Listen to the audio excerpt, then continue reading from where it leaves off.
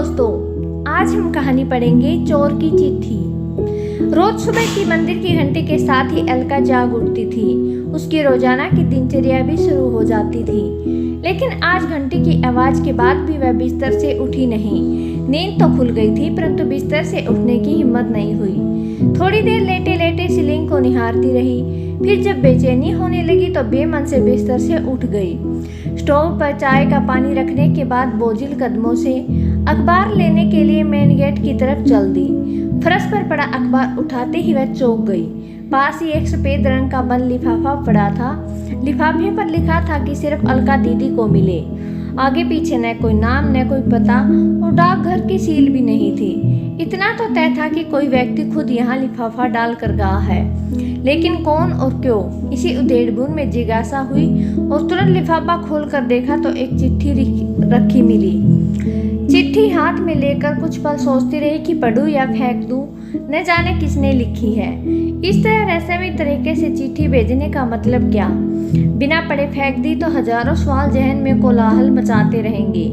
एक झटके में उसने चिट्ठी खोलकर पढ़ना शुरू कर दी। प्यारी दीदी नमस्कार, मैं ही वो बदनसीब चोर हूँ जिसने 3 दिन पहले आपके घर में सेंधमारी कर लाखों रुपए की नकदी और सोने के आभूषणों पर हाथ साफ किया है।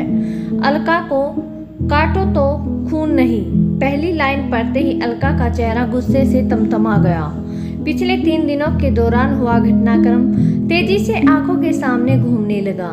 मैं जानता हूँ मेरा यह इकबाल जुल्म आपके गुस्से को 7वें आसमान पर ले जाएगा, और थोड़ी हैरानी भी होगी कि एक चोर अपनी चिट्ठी लिखने की हिम्मत कर रहा है। आपका गुस्सा होना बेहद लाजमी भी है। आपकी जीवन भर की जमा पूंजी चुराकर मैंने आपके और आपके परिवार के हर सदस्य के सपनों का हरण किया है। कल यानी घटना के अगले दिन आपके घर में हुई चोरी की खबर अखबार में पड़ी तो बड़ी शर्मिंदगी महसूस हुई कि अफसोस भी बहुत हुआ कि मेरी इस करतूत से आपकी शादी निरस्त हो गई, जो अगले महीने होना तय थी। ऐसा लगा मानो जिस बहन की शादी का सपना मैं बरसों से देख रहा था, आज उसी बहन का नया संसार बसने से पहले खुद अपने हाथों से उजाड़ दिया। जी हाँ, अलका दीदी मेरी एक बड़ी बहन है, दिशा। परिवार में हम 3 लोग हैं, माँ, दिशा और मैं। अपना दुखड़ा सुनाने से पहले मैं कुछ कहना चाहता हूँ। दरअसल जैसा आपने सोचा है, अपने ऐशो आराम या मेहनत से शर्मनाक और गैर कानूनी कृत्य नहीं किया है। हाँ दीदी, मैं स्नातक हूँ और फिलहाल बेरोजगार हूँ। पिता का देहांत मेरे बचपन में ही हो गया था। माँ ने सिलाई कढ़ाई और घरों में काम कर हम दोनों भाई बहन का लालन पालन किया और माँ के बिलतान जुनून की बदौलत ही हम दोनों स्नातक तक पढ़ाई कर सके। फिलहाल किसी छोटी मोटी नौकरी की तलाश में है, लेकिन काफी चप्पलें घिसने के बाद भी नौकरी से महरूम है। बड़ी बहन की उम्र शादी के लायक हो चुकी है।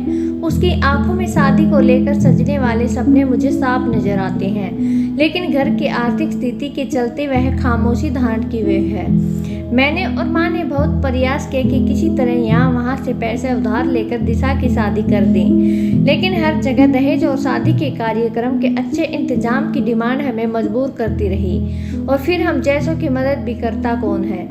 बेटी की शादी न होने से माँ भी दुखी रहने लगी है। माँ का दुख और बहन की घुटन मुझसे बर्दाश्त नहीं हुई। इसी के कारण के चलते मैंने चोरी जैसे घृणित अपराध को अंजाम देने का दुस्साहस कर डाला। करीब 10 दिन अलग अलग घरों की रैंकी करने के बाद आपके सोने घर में चोरी करने का मौका मिला और आपके घर से लाखों का सामान चुरा लाया। मैं खुश था कि अब धूमधाम से दिशा का विवाह कर सकूंगा, उसके सपने पूरे हो जाएंगे। साफ है कि चोरी की बात मैंने न तो माँ को बताई और न ही बहन से जिक्र किया।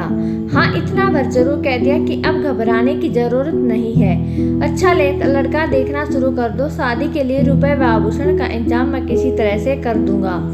माँ व बहन दोनों ही बहुत खुश हुए। इतना खुश हुए कि उन्होंने यह भी नहीं पूछा कि बेटा इतने पैसों का इंतजाम कहाँ से और कैसे करेगा। शादी की बात सुनकर तो दिशा का चेहरा शर्म और खुशी से दमक उठा था। उसकी खुशी देखकर मैं गदगद हो गया और पहली बार एहसास हुआ कि अपनी जिम्मेदारी और कर्तव्य का निर्वहन करना कितना सुख और मन को आनंदित करने वाला होता है। बहन की शादी कर हम दोनों माँ बेटे मानो चारों धाम की तीर्थ कर लेंगे। लेकिन क्या एक बहन की जिंदगी उजाड़ को दूसरी बहन की खुशियाँ खरीदी जा सकती हैं? आपकी आंखों से बहते आंसुओं से मेरी बहन के जीवन में कभी खुशियों की बारिश नहीं हो सकती दीदी। मनुष्य को इतना भी निर्दयी नहीं होना चाहिए कि वो अपनी खुशियों के लिए दूसरों का घर उजाड़ दे। दिशा के भाग्य में यदि शादी की खुशियाँ लिखी होंगी तो वह हर हाल में उसे मिलकर रहेंगी। बड़े बूढ़े कहते भी हैं कि भगवान ने सब की जोड़ियां बनाकर नीचे भेजा है। मैंने सोच लिया था कि आपके सारे रुपए एक एक आभूषण आपको लौटा दूंगा। कल दिन भर चिंतन और मनन करने के बाद मैंने सामान लौटाने का यह तरीका अपनाया है ताकि आपसे क्षमा याचना भी कर सकूं। हो सके तो मुझे माफ कर देना दीदी। मैंने आपका सारा सामान एक थैले में रखकर आपके घर के मेन गेट से टिका कर रख दिया है। जब तक आप सामान नहीं उठाएंगी मेरी नज़र उस पर जमी रहेगी ताकि कोई और सामान न चुरा ले। एक साथ कई तरह के भाव अलका के चेहरे पर आकर दमा चौकड़ी करने लगे। चिट्ठी हाथ में दबाए वह बहुत तेजी से दरवाजे की ओर दौड़ी और एक झटके से दरवाजा खोला। थैला वहां रखा था। जल्दी से थैला उठाकर वो अंदर ले आई। एकदम से बिस्तर पर पलट दिया। नोटों की सभी गड्डियां और एक एक जेवर सही सलामत उसकी आंखों से आंसू और होठों पर मुस्कुराहट थिरक उठी। अलका ने सारे पैसे और जेवर अपने दोनों हाथों में समेटकर चेहरे से लगा लिए। फिर अचानक से चिट्ठी का ख्याल आया और एक बार फिर अचानक वह दरवाजे की ओर दौड़ पड़ी। दरवाजा खोलकर उसने चारों तरफ नजरें फिराकर देखा। सूनी सड़क पर कोई भी नहीं था। चिट्ठी अभी पूर्ण नहीं हुई थी। आगे लिखा था, एक गुजारिश है दीदी, इंसानियत व कानून दोनों की नज़रों से मैंने ऐसे अपराध को अंजाम दिया है उसकी सजा भी कानून में तय है।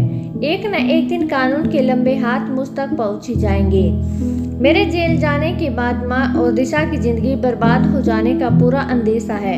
अतः मैं चाहता हूँ कि पुलिस में दर्ज चोरी का मुकदमा आप वापस ले लें ताकि मैं पूरी तरह से बेफिक्र होकर अपनी माँ व बहन की सेवा कर सकूं, उनका सहारा बन सकूं। नमस्कार। अलका ने फौरन अपनी माँ व अन्य परिजनों को जगाकर सारा किस्सा सुनाया और उसके सामने जेवर रुपए रख दिए। माँ का तो खुशी के मारे रो रो कर बुरा हाल हो गया। सभी ने भगवान का लाख लाख शुक्रिया अदा किया और ईमानदार चोर की इंसानियत पर अलका ने मसरूका वापस मिलने की जानकारी पुलिस को देकर अपनी FIR भी वापस ले ली। अगर कहानी अच्छी लगी तो कमेंट करके ज़रूर बताएं। चैनल को लाइक और सब्सक्राइब जरूर करें।